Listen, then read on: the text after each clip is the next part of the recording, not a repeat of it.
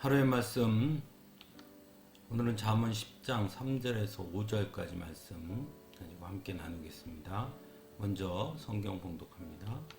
주님은 의로운 생명은 줄이지 않게 하시지만 악인의 탐욕은 물리치신다. 손이 게으른 사람은 가난하게 되고 손이 부지런한 사람은 부유하게 된다. 곡식이 익었을 때에 거두어들이는 아들은 지혜가 있는 아들이지만 추수 때 잠만 자고 있으면 부끄러운 아들이다. 아멘.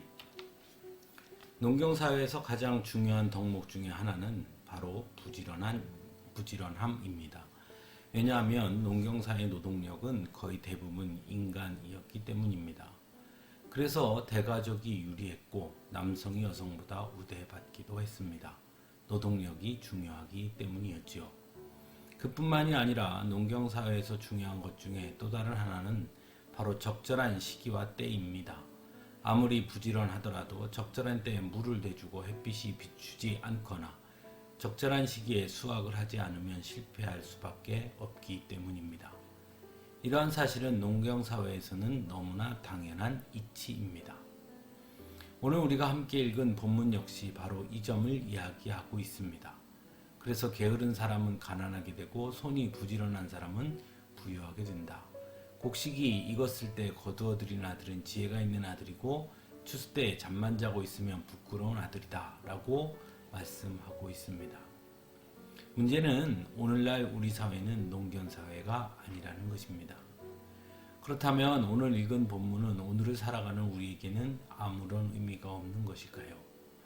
농경사회의 부지런함이란 또한 적절한 때에 거두어 들인다는 것은 오늘날 우리의 삶에 어떻게 적용할 수 있을까요?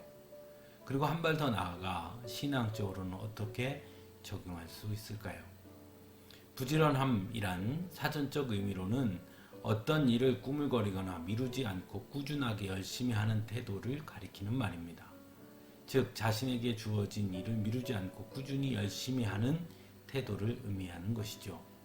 그런 의미에서 보면 부지런함이란 곧 충성이라는 의미와 연결되어 있다고 할 수 있습니다. 신앙적으로 본다면 하나님께서 맡겨주신 사명을 부지런히, 즉 충성되이 감당해야 한다는 말씀이라고 이해할 수 있는 것입니다.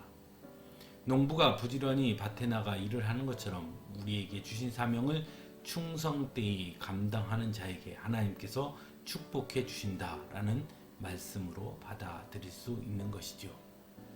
두 번째로 곡식이 익었을 때 거두어 들인다는 것의 의미는 무엇일까요? 바로 때와 시기를 놓치면 안 된다는 것입니다. 예수님께서 제자들을 부르실 때 너는 나를 따르라 하셨고 제자들은 곧 즉시 예수님을 따릅니다.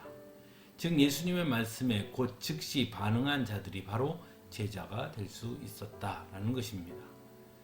하지만 부자 청년은 자신이 가지고 있는 재물로 인해 근심하며 예수님 곁을 떠났고 어떤 이들은 자신이 해야 할 일들이 있음을 내세워서 그 다음에 주님을 따르겠다고 말했습니다.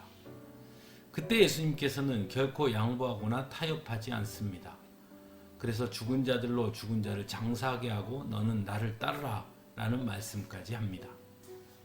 또한 예수님은 다시 오신다고도 말씀하셨습니다.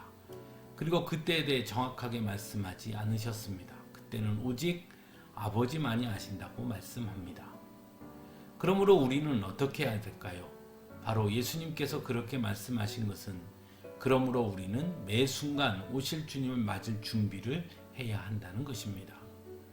그것이 바로 기름을 들고 신랑을 기다리는 열처녀 비유의 이야기이기도 합니다. 사랑하는 성도 여러분, 지혜 있는 사람은 하나님께서 맡겨주신 일에 충성하는 사람입니다. 부지런히 주신 사명을 감당하는 것입니다. 또한 지혜 있는 사람은 결코 그 때를 놓치지 않는 사람입니다. 지금은 은혜의 때요 기도의 때입니다. 그러므로 지금 기도하지 않으면 지금 은혜를 입지 못하면 하나님께서 약속하신 영원한 생명을 얻지 못할 수 있음을 기억해야 합니다. 그러므로 우리에게 주어진 매일의 시간들에 더욱 최선을 다해야 하는 것입니다. 그래서 더 큰 하나님의 축복을 받아 누릴 수 있어야겠습니다. 함께 기도하겠습니다.